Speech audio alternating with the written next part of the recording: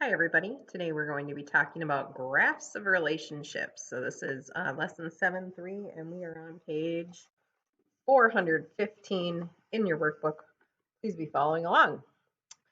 So what we can do once we've discovered how tables work, right, and seeing the relationship between values on a table is we can actually graph it. We just use our inputs, our independent value, our variable as our x's. Okay, so those are the horizontal line numbers. Okay, and our outputs, right, are y's, and that would be our vertical. So if we have the equation y equals 2x plus 500, what I would be doing is 2 times x, if x is 0, 2 times x is 0, plus 500 would just be 500. If 2 times 1, right, 2 times 1 is 2, plus 500, we get 502. 2 times 2 is 4, plus 500 would be 504. 3 times 2 is 6, plus 500 would be 506. Now, using that information, we create ordered pairs, our x's and y's, which we've used before. So you're simply using this value for your x and this value for your y to create your ordered pairs. We would then graph them on a coordinate plane. Now, starting at 500, 0 and 500, we would plot that point. Then we would move along. 1 and 502 would go there, 3, 4, and so on. So we also notice that it has this weird little squiggle line. That represents a break. It doesn't seem sensical to plot every number from 0 to 499. There are no values there. So what we do is we represent a break by making those little squiggles and to show that there are no values there so that we can save space on our coordinate plane. Turning the page now to page 416, let's take a look at example 1. Here we're given the equation A equals 126 times B. Now remember, whatever our equals is, that's going to be our output. That's going to be our Y.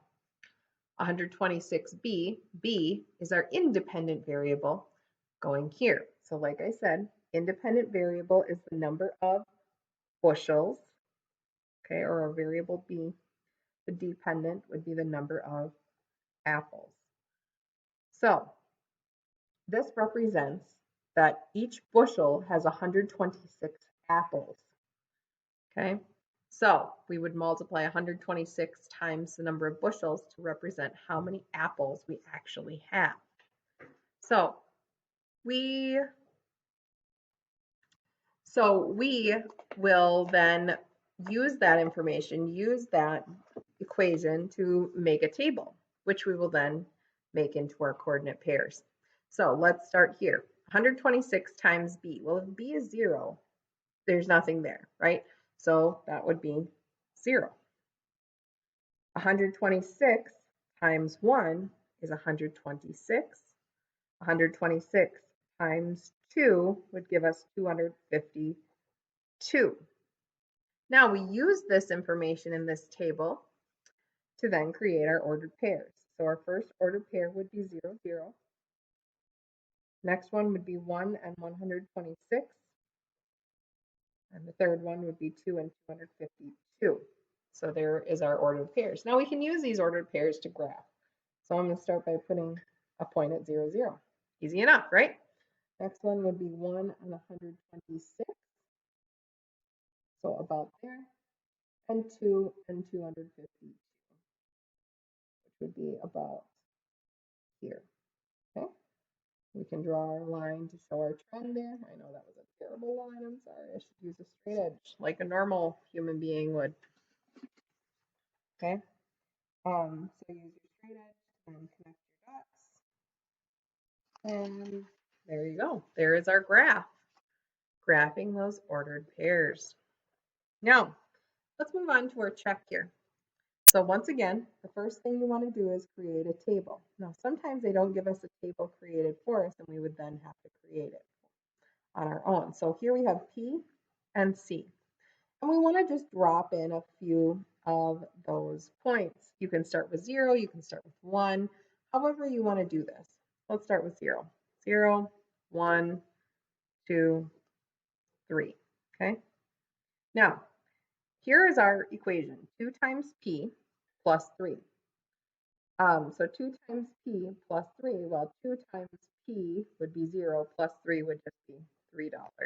Now, when we go back to this, it doesn't make sense to ship 0 pounds, so I'm going to get rid of that 1. So it's important to read our situations and make sure that what we're doing makes sense. I'm just going to do 1, 2, and 3 then for my graph. Now, put it in for the value. 2 times p. 2 times 1 is 2 plus 3 is 5. Let's do the same thing here. 2 times 2 is 4 plus 3 is 7. 2 times 3 plus 3 is 9. Okay, so we have our ordered pairs 1, 5, 1 and 5, 2 and 7, 3 and 9. So there would be our ordered pairs for this situation. Now, because we didn't use a 0, obviously it's not as straight, but that's okay. So there's kind of our trend line, because it wouldn't make sense to pay shipping on something that you're not buying. All right, moving along now to page 418, let's talk about writing an equation from a graph. So say we're given just the graph, okay? If we don't know what we need to do here, we can create a table from our ordered pairs. So here's my graph on the canoe rentals. We need to determine what's the independent and the dependent variable. Independent is usually our X line, okay? So that would be our hours. So when I make my table, I'm going to put that as my X's, right? H's. And the cost, the up and down, right, would be my dependent. So now we can go ahead and record our points.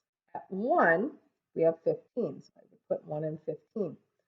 2 and 25, 3 and 35. Now, let's take a look at our values here. The values of the dependent variable C increase by what each hour? Well, 15 to 25 is going up 10, and 25 to 35 is $10 every hour.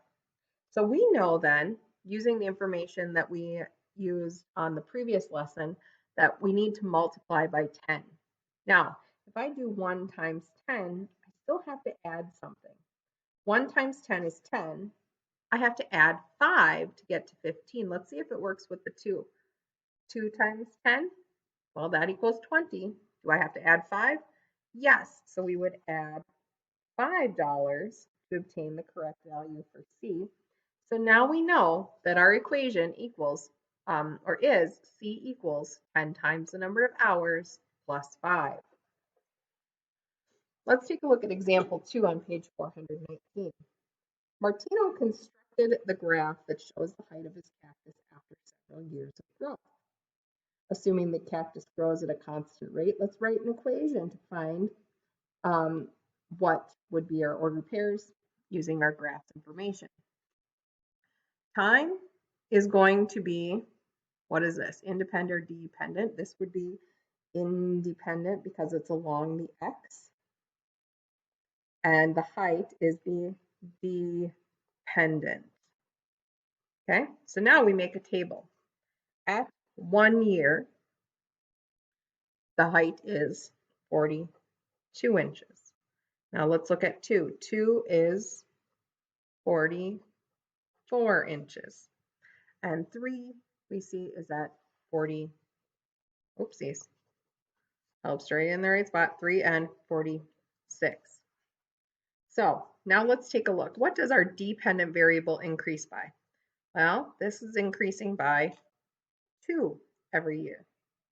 After multiplying by 2, what do we need to add? So 1 times 2 is still just 2. So we need to add then what to get to 42?